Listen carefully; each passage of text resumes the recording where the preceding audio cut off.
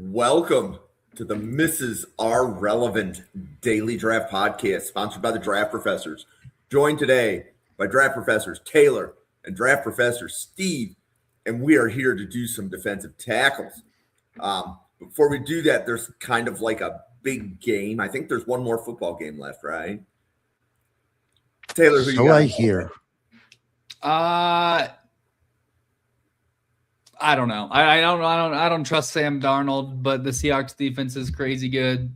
The Patriots just have a way of keeping games close and fighting through it. And honestly, nobody really gives the Patriots defense enough credit. I know during the playoffs, everyone talked about the Texans defense and the Broncos defense and some of these other defenses like the Seahawks. But man, the Patriots defense is just unbelievable. Getting Robert Spillane back right before the playoffs. Christian Gonzalez has been really good. Same with Carlton Davis on the other side. So it's going to be a really tough matchup. I think the spread is like 4.5. I might take the Patriots, to cover that spread of 4.5. But ultimately, I think the Seahawks get it done as long as Nick Emmanwori, his ankle isn't too bad, huh? Yep. And Steve, how about you? Yeah, I mean, I'd like to see Seattle win. I bear no ill will towards Darnold. Would like to see it for him. And, it's a good story. I'm not a great Patriot fan, so that's another, you know full well about the AFC East. But, my only concern, like Chaw brought up about Emmanwori's ankle and, these guys are professionals, but I just also hope that the whole thing with Kubiak and the Raiders hasn't been really a distraction, because look, whatever happens Sunday night and then the switch gets flipped and he's got to start officially putting a staff together. It's not like, any of these guys just do it cold turkey, but, so we'll see. Meanwhile, after the show tonight, and the 9:00 podcast, there is the honor show. So, and the Hall of Fame announcements. So we'll see what that holds. Yeah. And Steve, I'm similar to you. I'm having a really hard time to cheer for a team that's in the AFC East. Right. I mean, my shirt might show my bias a little bit. Yeah. I mean, these, by the way, this is like one of my coolest shirts. I do want to thank my cousin because she was one that got it for me. It's a buffalo that's shaped like a chicken wing. That's awesome. I thought that was pretty cool. So shout out to my cousin Dawn. So that's awesome. But we're here to talk about defensive tackles. And like last year, I'm going to say it was a historic defensive tackle class. If memory serves me correctly, last year we saw it was either 6 or 7 go round one. And then we had about 12 go in the top 50, right? And this year, do you think that we're even going to see 6 guys go in the top 50, Steve? No, I definitely not the top 50. I have 6 ranked in my top 100. I only have 3 or 4 in my top 50. But no, I don't think it'll be anything like last year. I think when all is said and done, I wouldn't be surprised. You're the stats keeper, what the average, drafts are at the position, but I still could see, 15 or 16 go between Thursday night and Saturday, all 7 rounds there. It's a deeper class than I think people realize when you start really diving into the film of some of these other guys, whether it's, I'll just throw a name out there, Landon Robinson of Navy. I happen to like also Bryson Eason of Tennessee and, DeMonte Capehart of Clemson. There are guys, that will be contributors. So. Well, and I think I'm going to make 2 comments and then pivot here to Taylor. So one comment is if your team needs a starting defensive tackle, get it in free agency, right? You don't want to go into this draft class needing a starting defensive tackle. With whatever, whether you run an odd front, even front, if you need a defensive tackle, get it in free agency. That's my advice to every NFL GM in case they're watching the show. Second comment, Steve, kind of pivots to what you said there at the end, and that's I think this draft has a decent amount of what you might consider like the one tech or the zero tech that you would take on day 3, but you need to be a special nose tackle or one tech to go on day 2, like T'Vondre Sweat did. But like if you think back to last year, like Jordan Phillips, CJ West, they went day 3. So Taylor, how would you describe this defensive tackle class before we dive into any of the players? Yeah, it's interesting. Last year you hit it on the head. 5, I think, went in the first round, and 12 went in the top 86 picks. I just looked it up. So for reference, in this year, for my rankings, I only have 5 total guys with around 3 or better grade, aka probably the top 75, 85 picks. So I think you're right. I think we talked last week off camera after we got done with the running back show, and you had mentioned how this wasn't a strong class, and I kind of disagreed with you. But then I start looking into it, and I'm like, okay, I get what he means. It wasn't the same as it was last year. And again, that class was loaded with the Michigan D tackles. Same with Walter Nolan, Derek Harmon, some guys that went in the top 21 of the draft. I have 4 first-round grades for defensive tackles this year. So I think it's top-heavy. I really do. I think you're right. You're getting a lot of these guys, that are the one or the zero tech guys that can play over the ball, really, really good in the run game, but not very twitchy as pass rushers. And a lot of those guys are going to be rotational pieces on NFL teams that are going to go on day 3. So pretty top-heavy class, but I really, really, really like the guys at the top. So it's kind of an interesting class to evaluate, because if you don't want to go into you don't want to go into the draft without, signing a free agent, it's probably just a depth free agent, because I really think there could be 4 taken in the first round. Yeah, and Taylor, I'm just going to take a guess as to who your top 4 are in some order. Peter Woods, Lee Hunter, Caden McDonald, Caleb Banks. Yep, you did not nail the order, but you nailed the 4. Absolutely. Okay. Steve, are those your top 4 as well? Caleb Banks, Caden McDonald, Lee Hunter, Peter Woods. That's actually my exact order. Wow. Okay. Oh, wow. And I was actually reading it from the bottom of my list up. So you have Caleb Banks as defensive tackle 1. Wow.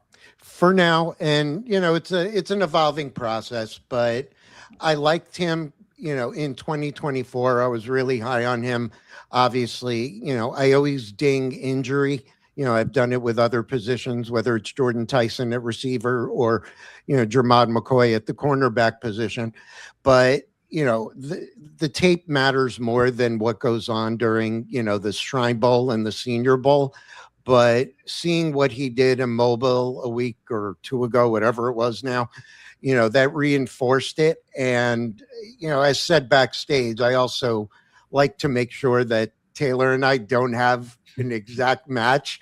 So, in 2 weeks' time, I may not still have Banks as my number 1, but, just the size, the length, the ability to move the way he does.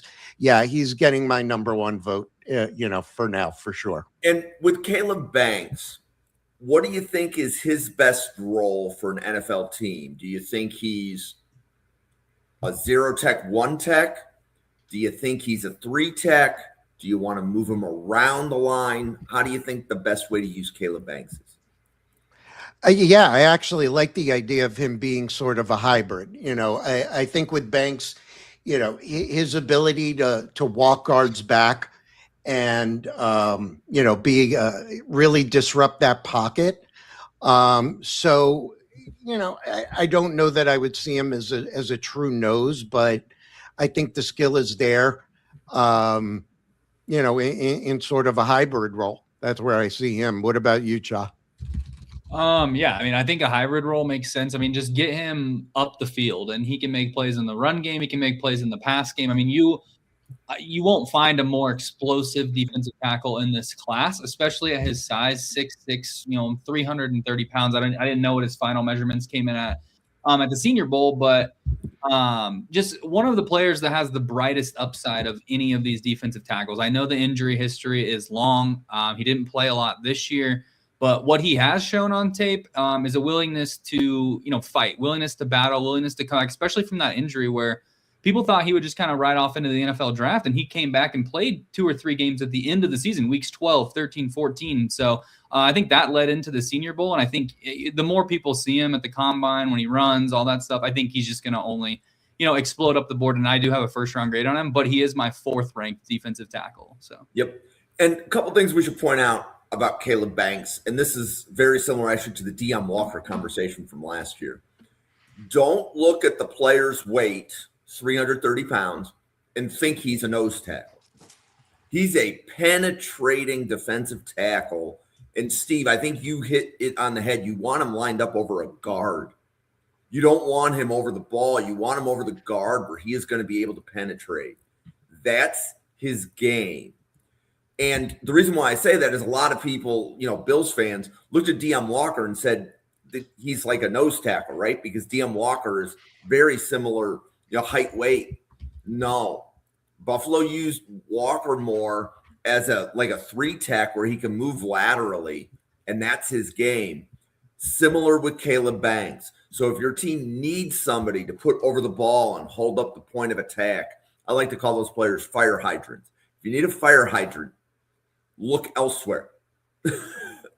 kind of thing. Yeah. Taylor. He's definitely more,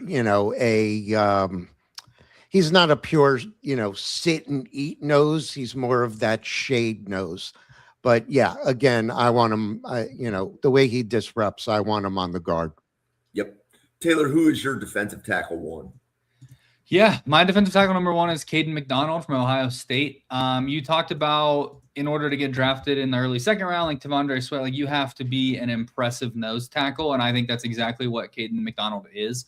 I think he is someone that you put in that 0-tech, that 1-tech role, and you just let him go to work in the run game. I mean, he just destroys guys in the middle of the field. You can't run up the middle when he's on the field. I think he's going to be an early down guy in the NFL, but he's going to be someone that makes a ton of plays. And if he can develop anything as a pass rusher, more than what he already is, I think his upside is just, pretty tremendous as well. But as a run defender, it's really, you're not going to find a better one in this league. It's stuff in the middle of the field.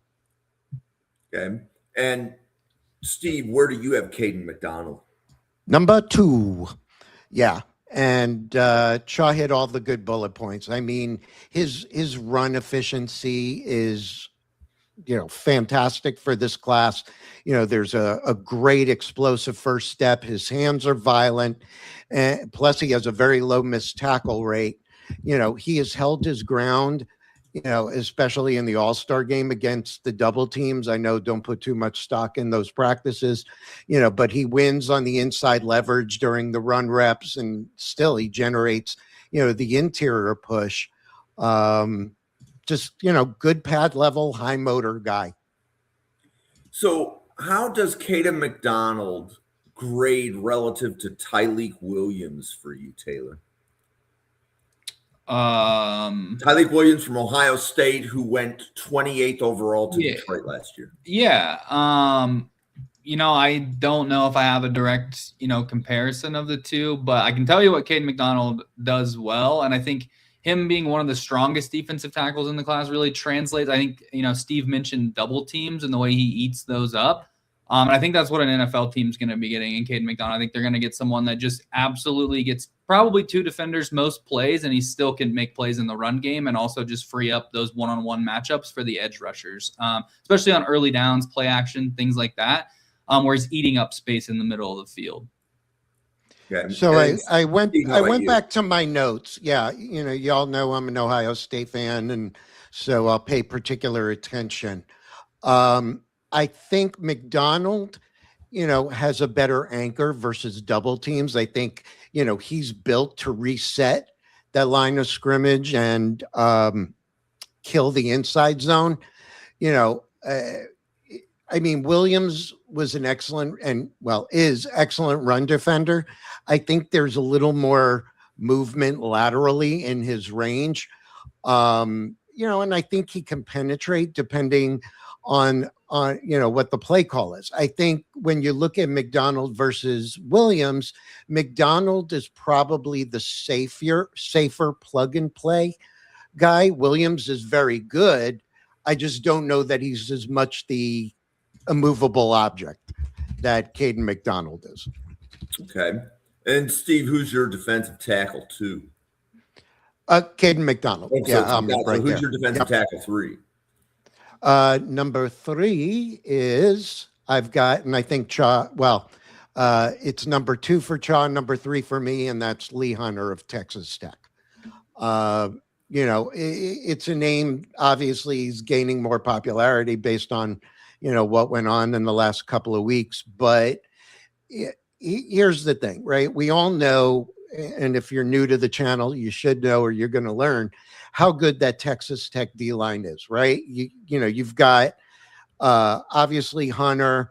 I could talk later on about Gil Howard, Skylar Gil Howard. Yep. Obviously David Bailey, Romello Height. Excuse me, backing them up. You've got Jacob Rodriguez. So, but they all fit a role and they all made each other better. And there are certain things that I look at, when I'm coming up with a grade, looking at the pass win rate, which is very important. I think draft professor Jolene brought this up also in a tweet within the last few days, that's one of the things that translates the best to the NFL is that pass rush win rate. And I agree with her, the run stop rate. And then there's some other composites. And Hunter came out as one of the top. Actually, when I look at those metrics, did come out higher for me than Banks or McDonald. But he's a very balanced interior defender, good, strong run fits, enough rush ability to stay focused, on the passing downs. He's got a high floor, with, I think, a very high ceiling. But here's the thing. And I read this recently and looked into it. We all remember the playoff game Texas Tech had against Oregon. Okay. And I think if Texas Tech had different quarterback play, they would have won that game, right? It was really just a kind of a putrid offensive showing. The one defender that concerned Oregon was Hunter. Lee Hunter. It wasn't Bailey. Right. Okay. And it wasn't Hyde and it wasn't Rodriguez. It was Lee Hunter. And it should be pointed out, Lee Hunter is going against a top 40 offensive lineman in Emmanuel. Without Preston. a doubt. I mean, And then I've got a top likely 40 grade round center next year in Iapani Lalulu, right? Yep. So those two guys that Hunter was going against in that game, and I remember watching the broadcast. Like he was a man. Like, Yep. Right. And so Taylor, I have a question for you about Lee Hunter. Mhm. So you have if I understand your board correctly, Taylor, you have McDonald higher than Hunter, correct? I do. Yeah, I do. So with Hunter's upside as a pass rusher, why do you have McDonald higher? I just think right now he is, and as good as Lee Hunter has been, especially in that Oregon game. I mean, to me, he just looks like, to me, he just is a better space eater in the middle of the field. Now, they're definitely not going to have, like, McDonald doesn't have the pass rush upside and probably never will. But as an early down run defender, I think he's going to play a decade in the league. Like, I think he's going to eat the middle of the field for a longer period of time, much higher floor, in my opinion, for McDonald. And then, like I said, just his ability in the run game to just withstand double teams and be in the right place and make plays in the middle of the field. I think it's second to none. And Lee Hunter, actually, I did bump him down to 3 after we talked, Steve. So he's my third ranked defensive tackle as well.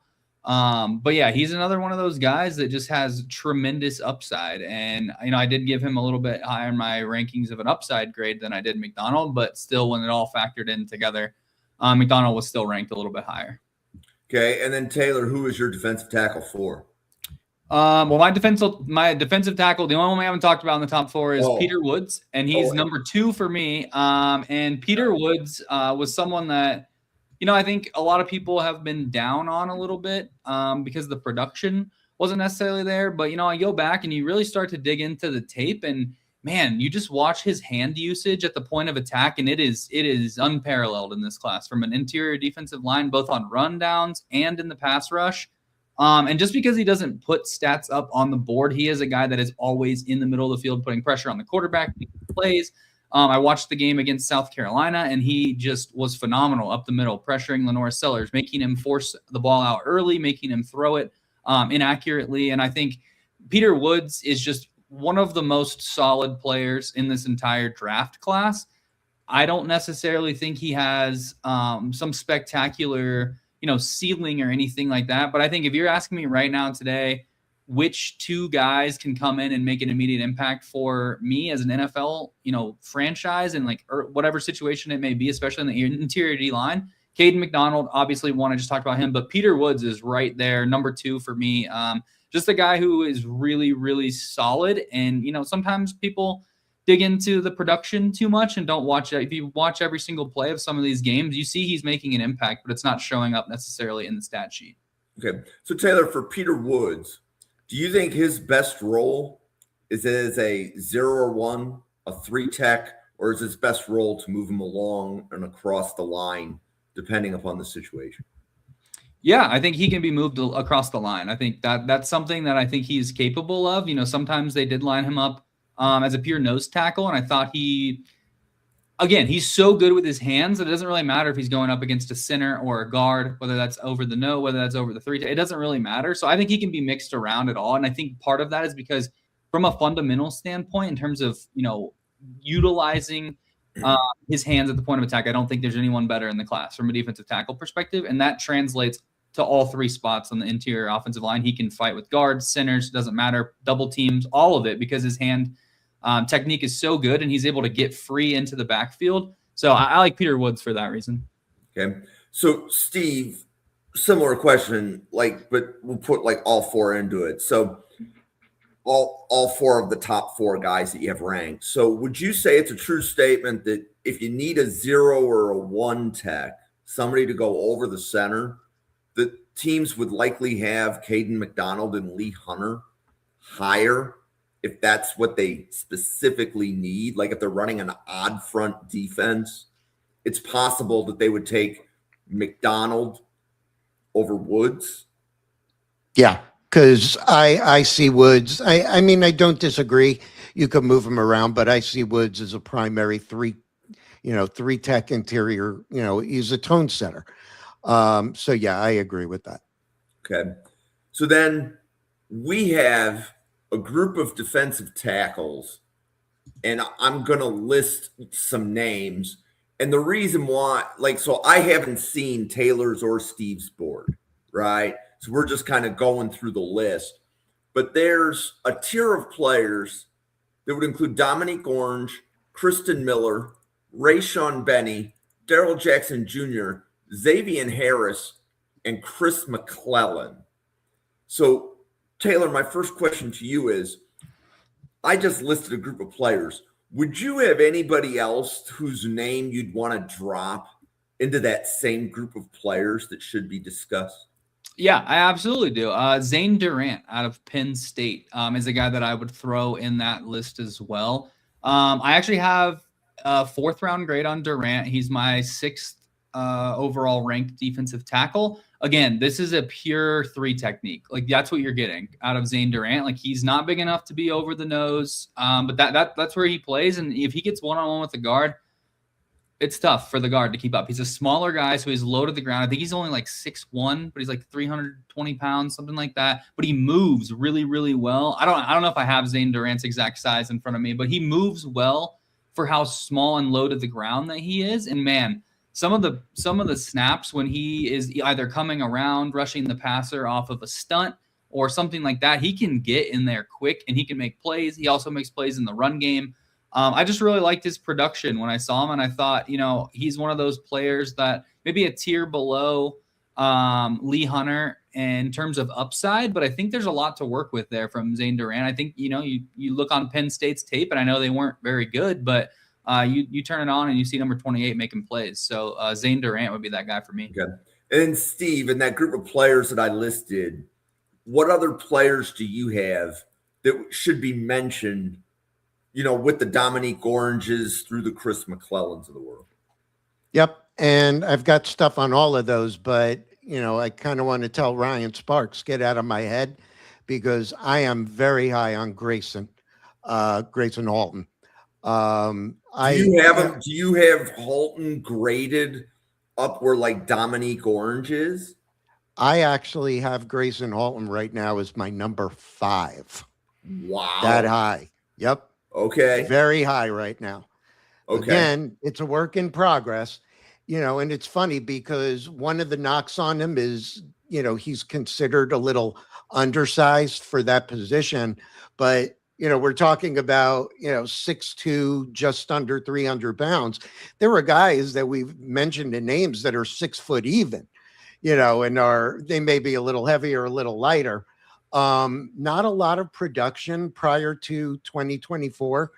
Well, there you go. Good job, Ryan. But the sack production, his alignment versatility, he had a really good season 2 years ago. I brought that up, but he has an excellent quick first step. And let's see what else. He just knows how to get after the quarterback. Primarily, I would say he's a 3-tech interior penetrator. He has been used to shade, very frequently. He was deployed on passing downs and on interior stunts. But again, he's got an active lower body movement. He does a good job avoiding, contact from the H-back. And he was ranked second, I believe, among SEC defensive tackles in pressures. So when I go back to my rankings and I, come up with my overall rate, pass rush win rate of 10.4%, run stop of just about 10, that graded him out to, on my scale, of over 11. And if there weren't truthfully, that would put him at number 3 or 4 if I didn't look at other things. Landon Robinson, another guy that Ryan brought up, also has a very high rate, but yeah, he's my number 5 for now. Okay, so a couple questions on Grayson Halton. So, the channel has covered Halton several times. Question: he wasn't an every down defensive tackle for Oklahoma, was he? Like, to the best of my knowledge, like when we did scouting reports on him, the issue with Halton was that he never won a starting role. Yeah. I want to jump in on that real quick before I let you go, Steve. I watched film on, I fully scouted 11 of these defensive tackles and ranked them. I'm going to tell you right now, there are no full-time defensive tackles. That they are rotating on a per drive basis, whether the team is inside their own 20, the other team is inside their own 20, working it out. They have a different defensive tackle package, a lot of defensive linemen, same thing, than they do in between the 30-yard lines, right? Then in the red zone, they have another defensive tackle package. Like, these guys are rotating in so much. I think that's the part of, evaluating defensive tackles that's a little bit underrated, in my opinion. Is like, none of these guys are going to most likely be a defensive tackle that's on the field every single down. I mean, Chris Jones is probably the best defensive tackle we've seen in the league over the last decade, give or take. He's not on the field on every single down. Right. So, like, all of these guys are rotating in so much that I think that you don't necessarily have to be the first group of defensive tackles, in a game to make an impact, right? Like, you want to be in the game.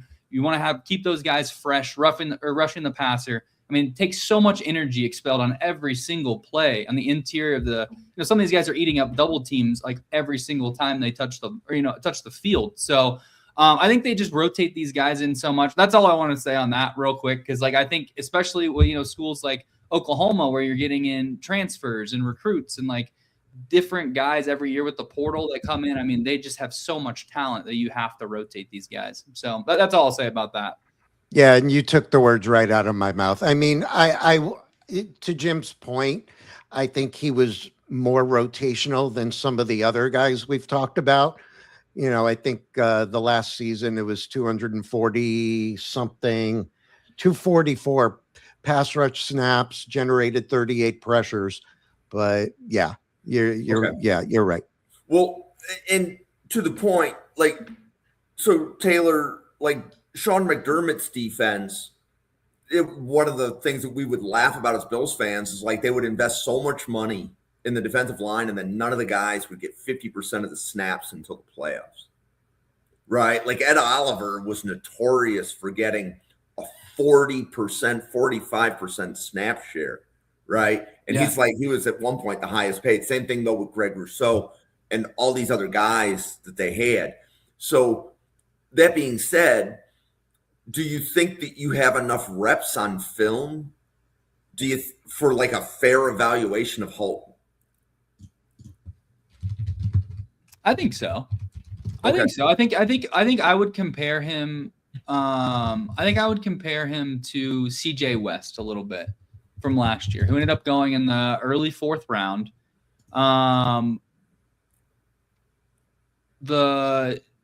Where did Grayson Allen transfer from, or Grayson Holton transfer from? Grayson Allen basketball. Grayson Holton. Where I don't did have he- like PF. Did he transfer? I'm looking at PFF on Holton right now. He might not have transferred. I don't think. Point being, a guy that's similarly sized. He's shorter. I think CJ West is 6'1", like 316 is what he measured in at. Grayson Holton, 6'2", 220. I think he's a guy that can go in that range, right? 4th round, 5th round. But the reason CJ West was borderline unknown. He was in that Indiana rotation last year. He was one of those guys that didn't play every single snap. You start getting to the Senior Bowl, you get to the Combine. CJ West was a standout last year, and he rose his draft stock to the top of the 4th round. I think Grayson Holton's kind of in that same boat where he has work to do. I still have him, down a little bit in mid day 3 right now, but I don't see any reason why he can't rise up through this process. Kind of similar to CJ West did last year. And Taylor, who is your defensive tackle 5? Yeah, so my defensive tackle 5 is the only other player in the defensive tackles that I have a top 75 grade on. I just read Graves, and that threw me off. But is Darrell Jackson Jr. Out of Florida State. So this is a person. I'm excited to see what his actual measurables come in. I don't know if we have official measurables on Darrell Jackson Jr., but holy cow. Darrell Jackson Jr. is a massive, massive human being. And at that size, you shouldn't be able to move like that. So Jackson, for me, has one of the highest upsides in this entire defensive tackle class. And I think that's why he grades a little bit higher for me. But if you look at the production is there as well with Darrell Jackson Jr. And I just think he's explosive for his size. I mean, he is, when you look at the tape, you see Jackson on there, you can't miss number 6. I mean, he is a massive, massive human being. Yep. And I just think there's so much there for an NFL team to shape and to mold. And you already see flashes of it at the highest level. Obviously the ACC just was represented in the national championship. So one of the best conferences in college football, people are saying. But he's just a really, really, really freaky athlete, like for that size. And I just can't. It's similar to Caleb Banks. Just I have him as a round 3 grade, whereas I do have Caleb Banks as a round 1. So it's interesting on Darrell Jackson Jr. So he's a very polarizing defensive tackle prospect. So Taylor, you are the second highest I've heard on Jackson. So Jack Brentnall has a top 50 grade on Darrell Jackson Jr.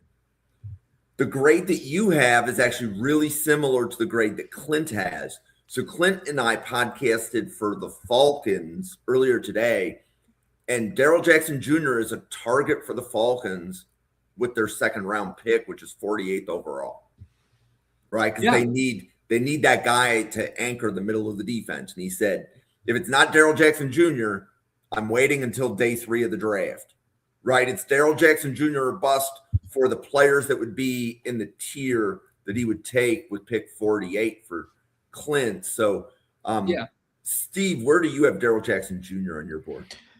Yeah, so he is number 8 for me. Okay. So who are 6 and 7 for you, Steve? Okay, so I've got Banks, McDonald, Hunter, Woods, Holton. Then I've got Big Citrus at 6, Kristen Miller. I'm sorry, number 8. Kristen Miller at 7. It would help if I, put numbers next to the guys. Kristen Miller and then Darrell Jackson. So he's number 8 for me. Okay. And then Taylor, who do you have as defensive tackle 6 and 7? Yeah, so mine are Zane Durant, who I already went over for Penn State. That's my defensive tackle 6. And then I also have Mr. Big Citrus, Dominique Orange, as my defensive tackle 7. Got it. And did we cover your 5th, Taylor? Yep, that was Daryl Jackson. Got it. Okay. So yeah, let's talk about Kristen Miller and Big Citrus for a minute. So Taylor, which of those two guys do you like better? Yeah, I have Dominique Orange as my defensive tackle 7, and then Christian Miller is at defensive tackle 9. So really close, same bucket. I actually have a 4th round grade on Dominique Orange and a slightly lower, just but like a high end 5th round grade on Christian Miller. So honestly, these two guys are very, very similar. For me, I think Dominique Orange is more of a nose tackle, going to play right over the ball. Again, another guy that just, dominates double teams, right? But he is one of the least agile defensive tackles that I've heard, or that I've looked at so far. He just can't move east-west, but man, north-south, getting him up the field, keeping that line of scrimmage right where it's at, eating up 2, blockers at one time and still making the play. I think Dominique Orange is an awesome, awesome player. But again, he's not a guy with a high upside. So his he's a little bit lower in this tier. Day 3, going to be a rotational guy, early downs. But Christian Miller, to me, is someone that can be moved around the defensive line a little bit more. So I actually have him rated a little bit lower because, to me, the upside, again, for Christian Miller is similar. I think he's just a rotational player at this point. And it's close. He had 0 sacks in 2025. And that production, really hurt him. And I know, obviously, defensive tackle is a position where stats are not the number one cause of your being on the field, right? And we don't need to, go into the stats, but 0 sacks in a full season, you're translating into the NFL. It's like, what do you like from a pass rush standpoint? What do you like from a run stopping standpoint? What do you like from just being able to be utilized in multiple areas of the field and be effective? And I think you're missing some of that with Christian Miller, and that's why I have him rated a little bit lower. Yeah, and Steve, for you, Christian Miller, Dominique Orange, who do you like better and where are they on your board? So yeah, I have Dominique Orange. Sorry, I got to get used to using his given name. It's easy to fall into, the trap of the most awesome nickname, but Orange is ranked 1 spot higher for me. I just think he's fundamentally sound as a defender, balance between the run, the pass. I think, again, we're talking about a rotational position, and I'll segue that to Miller in a second. But there's definitely developmental upside to Orange. For him, I think it's more just about getting more technically refined. Okay, so that'll be for him. For Miller, coming out of Georgia, is there a program that's more synonymous with rotational than a Georgia defense? Right. And maybe there is, maybe it's rhetorical. I love the size profile. The dude is just so good as a run defender. He's quick. He's got the ability to shed the blocks. He can align, in different schemes. He's got scheme versatility, for sure. My concern is the missed tackle rates, both in 24 and 25. I'm not going to ding him for sack production because that's, I'm not stat hunting when it comes to defensive tackles. Looks like, the surgery he had on his shoulder after 2024, I don't really think that hampered him. One thing that I like about Halton, going back to him real quick, is some of the moves, the chop, the swim move. I don't think Christian Miller has a lot of top-notch counter moves. Okay, now obviously that's not saying they can't develop, but also, and part of that could be when you're used in such a heavy rotation as you are in Georgia, that could affect you developmentally too. I think he's got a very high floor as a run defender, and maybe there is some upside as a pass rusher. Okay, and then Steve, what other defensive tackles need to enter this conversation at this point? Let's see. Who have we talked about? I'm curious, Cha, if you've taken a look. I will get to Xavier Harris because I was really high on him coming out of the summer, and I had shared, my thoughts with a couple of people, and, they point to the, the off the field stuff. And I reminded this person who's a Browns fan, well, while the Cleveland Browns and the Kansas City Chiefs exist, I don't think a little naughty record is going to harm anything, right? We know the history of some bad boys that certain teams have taken. But I'm curious, Chad, have you done any work on Cam Ball of Arkansas or Tim Keenan of Alabama? Tim Keenan, yes. Okay. Ball, I have not had a chance to do in full yet. But Tim Keenan is my defensive tackle 10 right now. So just cracked the top 10. I think, he's another one of those shorter guys. He measured 6'1", about 323, I think, at the Senior Bowl. I was just looking that up. And again, I mean, he's a really, really strong player. He's really he's going to be another one of those. I have him as a, pure nose tackle. I think he's just going to eat blocks in the middle of the field. Be a pretty, I'm going to say a pretty low upside, high floor kind of player. Like, he's a guy that you take in the 5th round and you can put him on the field for 20% of the snaps year one, and he's going to make plays. So Tim Keenan, to me, pretty solid across the board. I think upside minimal, not going to make a huge impact in the games on paper, right? You look at the stats at the end of the game. Tim Keenan might have 2 tackles and no other stats, and he might have played a heck of a game. He's one of those type of players. So I have him inside my top 10 for right now. I would have a hard time seeing that staying because he's already at 10, and I've only looked at 11 guys in full. So I'm gonna guess he'll be going down a little bit. But that's the only one of those 2 that I got to look at. Tell me about Cam Ball. Yeah, I was actually getting ready to transition because I didn't know if Newt was still around.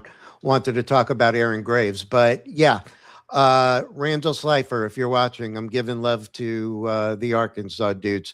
Another, rotational interior defender, just very reliable on early downs. There's value, steady, run defender. He's just consistent in his trench play and complementary, with his pass rush, offering. Definitely a day 3 guy. He is ranked 15 for me. There are some other, bigger names people might be surprised, but that I have him ahead of. But yeah, I don't know if Newt is still around, but if you are, my man, yeah, Aaron Graves, he's my number 10.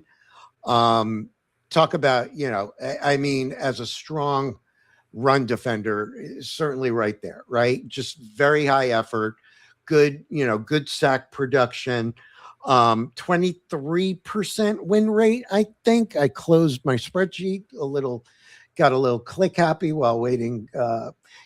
He's got a wrestling background, good hand usage. After Logan Lee left 2 years ago, Graves took on a bigger role and just, became one of the better interior, guys in college football.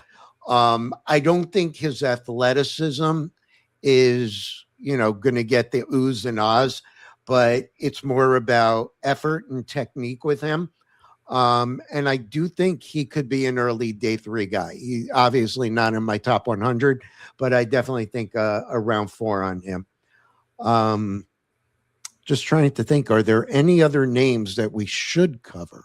Well, yeah. So Taylor, what other names are in this tier for you? Yeah, my defensive tackle number 8 right now is Chris McClellan out of Missouri. That is another massive human being, 6'4", 323 pounds, rocking the single digit, number 7. So Chris McClellan, another guy that stands out on tape at Missouri. He is another guy just very, very strong, and I like his upside. I like what he brings from what he could develop into, and I think he's a little bit bigger. He's going to play more inside for sure. Less opportunities to rush, probably one-on-one with a guard than you would want. But he kind of reminds me a little bit of Savion Jones in terms of what's happening right now with him. Chris McClellan is a guy who just dominated the Senior Bowl. Savion Jones did the same thing last year, a guy that was probably like a 5th, 6th, 7th round pick. Savion Jones ended up vaulting himself up to be, I think, the 102nd overall pick. So in the 4th round, because of what he stacked from his Senior Bowl performance and on. McClellan is a guy, you see him dominate at the Senior Bowl. You go turn on the tape, he's also dominating. He's doing it at Missouri. He's making a ton of plays. And I just see him as a guy who could be a riser throughout this process and kind of already has. I have a 4th round grade on him now. I don't think had he shown what he showed at the Senior Bowl, he probably would have even been one of the top 15 defensive tackles that I looked at. And now he's right now 8th on my board. And I would imagine he stays around there. I haven't given out many 4th round grades, but I do have him a little bit of a tier above Kristen Miller, Tim Keenan, and then Rayshon Benny as well. Okay. Yeah. Any other? It's any interesting. other tackles Just to, oh, go ahead. just to stick with McClellan. You know, he played 2 years at Missouri, came over from Florida. When he was at Florida, he was in that odd front, you know, a lot of 3-4, and he did quite a bit of nose tackle snaps there, not as that pure, you know, long term. And then he goes over, and he actually has experience in multiples. So I brought up the nose tackle thing. He's been used at 3 tech. He's even been used at 5 tech secondarily. You know, he's been in some of those shade fronts. I would say primarily, you know, he will be, you know, at his best as a 3 tech inside penetrator. But Jim and I had talked about him backstage after we finished the show last week. So I wanted to make sure I got some more eyes on him. And, you know, I just like the way he can really shoot through on the A gap. You know, you want that pocket push and disruption. So wanted to make sure we covered him. Yeah, I mean, according to PFF anyways, he has lined up in the B gap 1,239 snaps in his career, just 143 inside in the A gap and 168 over tackles. So, yeah, I think he's going to be one of those guys lines up over guard, and you know he's going to be able to make plays early, especially on just 4-man rushes. I think this is a guy that you take in the 4th round, you try to develop him. You can even take him in the back end of the 3rd round. I don't think that that's going to be far off, right? In terms of whether it's pick 86, like the 12th defensive tackle last year got drafted, or if Chris McKellen's the 6th defensive tackle off the board at pick 90 this year or whatever it is, because the class isn't quite as good. He's a guy that you can take. He can be, I think a good fit for him would be a team like the Eagles or a team like the Browns, teams that really want to rush with 4 players consistently. I mean, the Broncos, he would be a great fit in Denver as well. He's someone that lines up and he can rush the passer in a 4-man front. He can stop the run in a 4-man front. And I just really like what I saw from McClellan on tape. Measurables macked it up at the Senior Bowl, then a week of domination. I assume if he runs like I think he'll run at the Combine, I think the sky's the limit for Chris McClellan. Okay. And like McClellan is somebody that I know, like when Newt and Owen, they don't see him the same. So this isn't McClellan specifically is a player who for some is higher than others.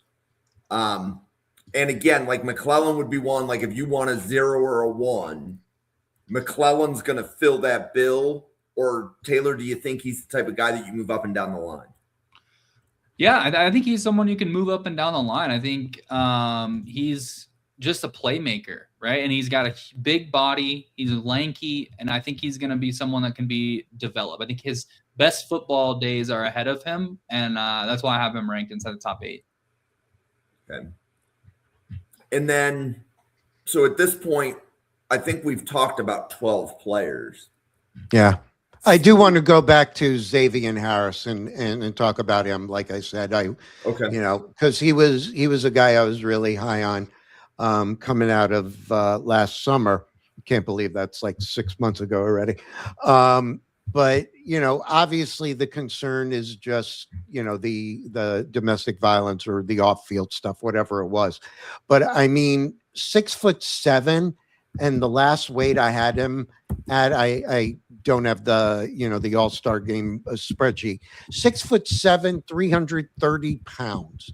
I mean, how are you that big? That's almost svelte for 6'7", right? You hear that number, you would expect like an O lineman who's 350, 360. But that size, that physicality, obviously primarily a really stout run defender, but that burst, the juice, whatever you want to call it, as a pass rusher is wild. And there might be 2 draft professors that have spent some time at 7 p.m. Eastern on Thursdays talking about special teams. That's a dude you want to put out there on special teams, because that sucker is going to block kicks. Yeah. That's where I want to see him. Yeah, I'm curious, Jim. What do you think about a 6'7" defensive tackle? Because your team just took one last year, and I think a lot of people had him either a first round, back into the first round grade, all the way down to a 4th, 5th round pick for Deion Walker, and he ends up going I think the 3rd round, around what? We took him at the top of round 4. We traded up in round 4 to take Deion Walker. We traded force to move up in the 4th to go get him. And that's pretty much how you know that he was a pretty consensus top 100 player, because you have teams willing to trade up into that, early 100, in the 4th round to get him. Yeah.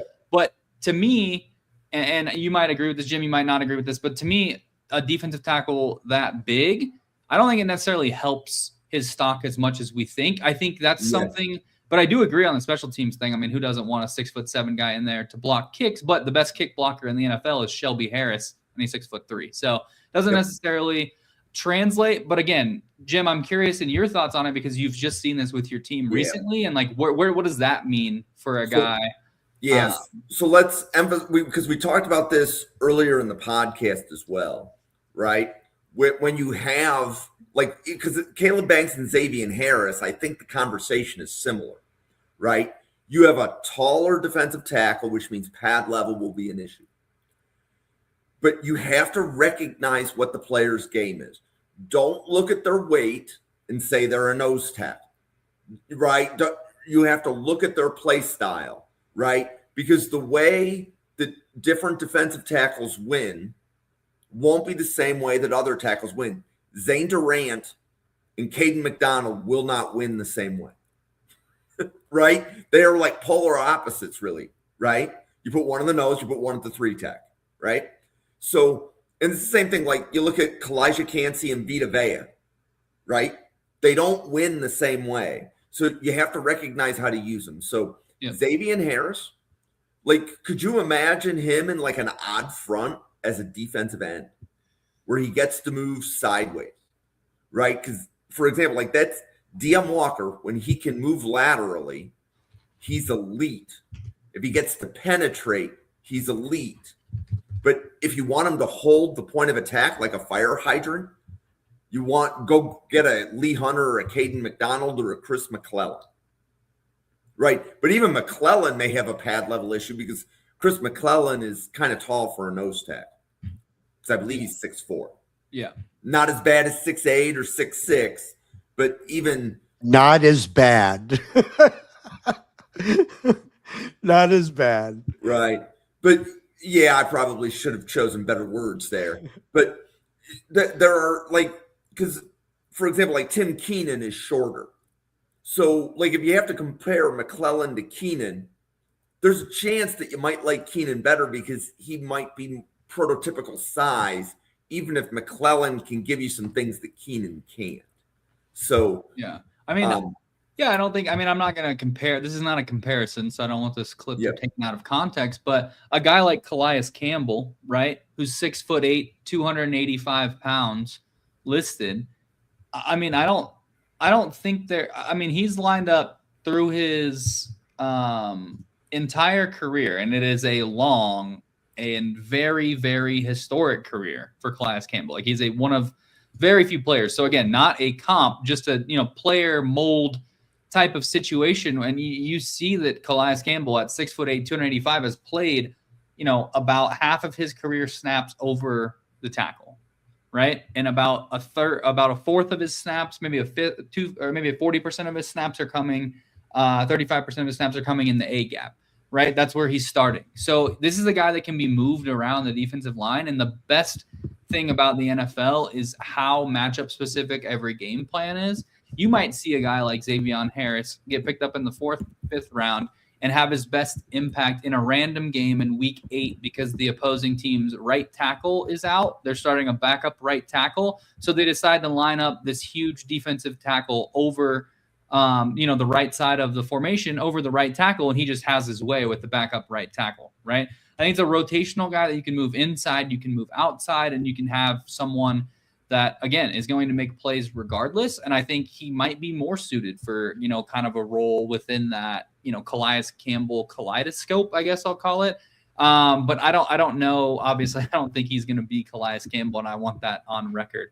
But, just a similar player profile from a huge, tall 6'8" size standpoint. That I think, maybe it is. And even Calais Campbell, who has played 15 years in the NFL, was a 2nd-round pick, barely top. He went 50 overall. So it is a thing for some of these guys, a little bit bigger, to fall in the draft. So I actually see him maybe falling, especially due to the off-the-field stuff, along with the kind of awkward size. Like, you have to have a plan for this guy in order for you to take him at the top of the 4th round, or even with a 5th-round pick. So that's kind of where I'm at with Xavier Harris. I haven't done a full eval yet, but from what I have looked up so far, that's kind of, the mold that I'm sensing could be good for him. Okay. And any other defensive tackles that you guys would like to bring to people's attention that are, it feels like you guys got pretty much into like your round 4 to round 5 grades, but Steve, anybody else that's kind of in that tier for you that you want to mention? Let's see. There's a lot of guys, but that I could go through. Tyler Onyedem, I could talk about him. Let me pull this up.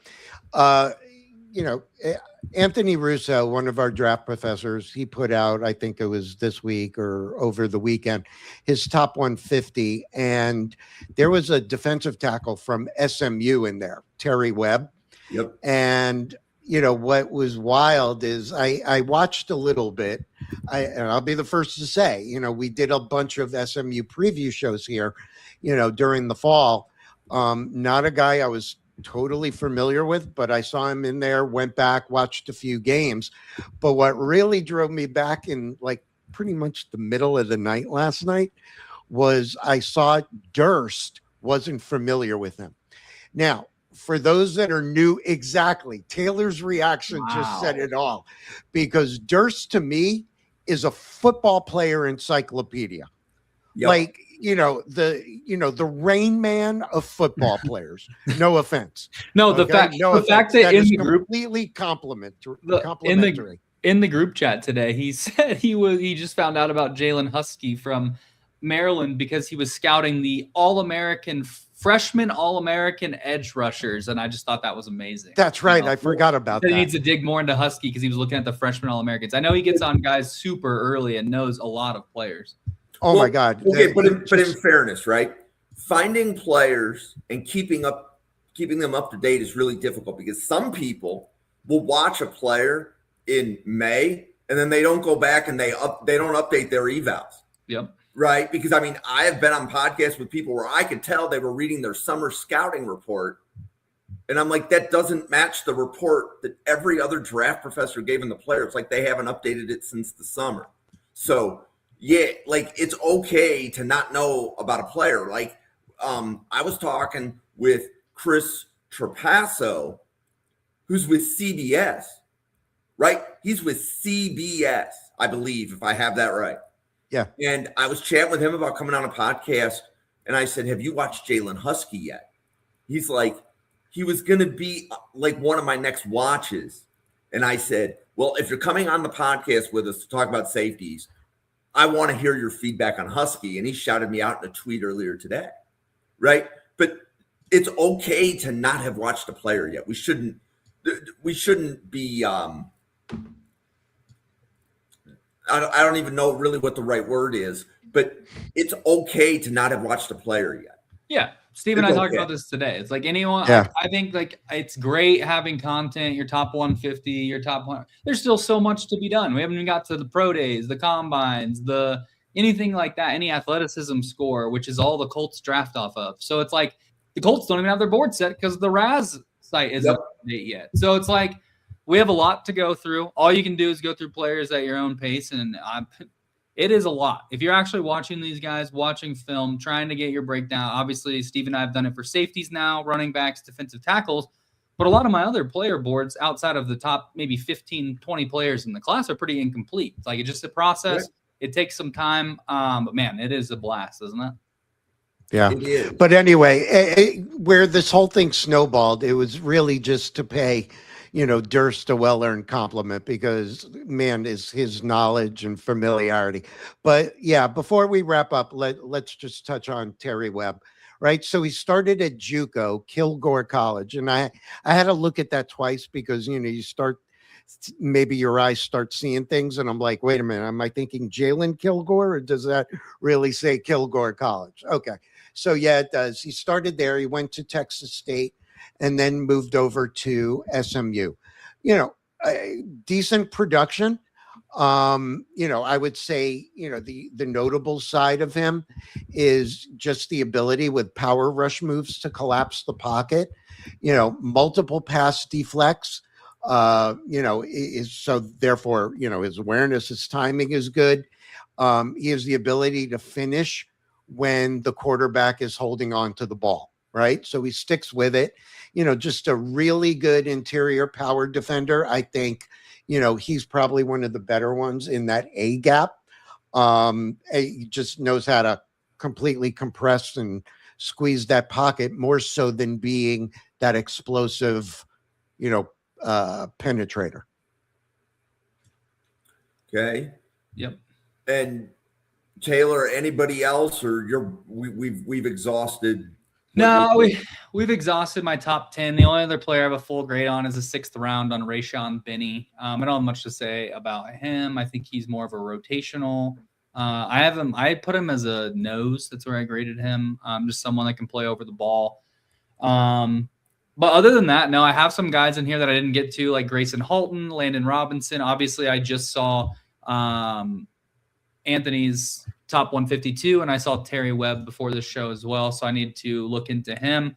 And then a couple other guys that I'm going to be looking into are Dante Corleone, DeMonte Capehart, and then Renee Conga is another one that has graded highly for me so far. I've only put in my production score, but he's up there as well. And then Caleb Proctor from Southeast Louisiana, another guy I want to look at. So those are probably next on my list for defensive tackles, but I feel pretty good about my top 10. Those are a lot of good players in this class, even though it's not as maybe stacked as last year's, right? Well, and something that I like to point out, right? So when we're podcasting on Draft Professor, my suggestion to the podcasters is to talk about the players they have graded in rounds 1 through 5, which would be their top 175 players. And here's the reason why. So I love doing 7-round mocks with groups of people. I have been doing 7-round mocks with groups of people for the better part of about 8 years. And one of the things is that if the board is built effectively, I can be drafting a player that's at like 150 to 175 on the board in round 7. Yep. Right? So, and this is true. Most NFL teams don't have 275 players on their board. Their boards are a lot smaller, right? And it's the same concept, right? Which players did they grade? They decide were scheme fits for their team, and they've removed a lot of players from their board saying, we're a zone team. He's a press man corner. He's not even on the board, right? And then we want a certain style of running back, and if he's not that style, or we're not going to take, those types of things. Yeah. So generally speaking, like if somebody like Taylor, if you've got like a top 150 and then you compare it to Anthony's top 150, there's probably going to be 40 players on yours that aren't on his and vice versa. There's not overlap in that regard. And that is, to me, the entire fascination of doing the draft, because the skill is ranking the players between 80 and 150, right? Yep. If we start comparing top 50s, most people are going to have 45 of the same 50 players. Most people will. So, and if you need evidence of that, if you're watching with evidence of that, there is something called the Huddle Report, and they have a contest every year of who can nail the first round and whose top 100 got the most hits, like who matched the draft's top 100 to their top 100. Last year, I got 82. Wow. I beat Chris Collinsworth by 1. That's awesome. Yeah, I only ranked 115 players last year, but the final mock draft that I put out had 30 of the 32 players go in the first round. The one I put out draft day morning. So not the right places all the time, but 30 of the top 32 players, obviously no Shedeur Sanders. For me, that would be no Landon Jackson. I was a huge Landon Jackson guy. I thought he'd sneak into the back half of the first round, but cool. All right. Well, that's all my defensive tackles. Cool. Well, Taylor, do you want to let everybody know about your Substack and all of the other content that you make? Yeah, of course. Yeah. Head to footballwithchaw.com. Obviously I just talked about this. This is my first time ever ranking like every single position, this thoroughly. So last year I got to 115 players. I think I'm already close to 100, just with finishing 3 full, position groups. So a lot of that content, once I get these rankings established, is going to be going on the YouTube channel, Football with Chaw as well, where this is also streaming.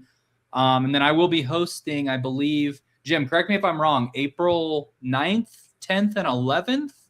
Yep. I will be hosting at least on my channel, help with Jim, host the 7-round mock draft, just kind of talk through the players.